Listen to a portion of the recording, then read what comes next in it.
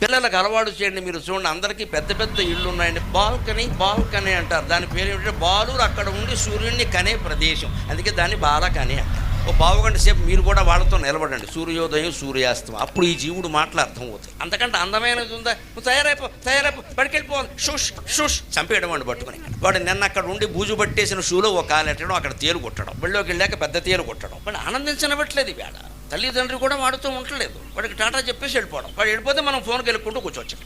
మళ్ళీ రాగానే వాడిని పంపే నువ్వు ఫోన్కి వెళ్ళిపో. మరి పిల్లలు మంచి వాళ్ళ కింద ఎలా తయారవుతారండి? సూర్యోదయం సూర్యాస్తమయం ప్రతిరోజు మానకుండా చూసిన జీవి ఎవ్వడు ఆత్మహత్య చేసుకోడు, హత్య చెయ్యడమ్మా, నేను గ్యారంటీ ఇస్తా ఖచ్చితంగా.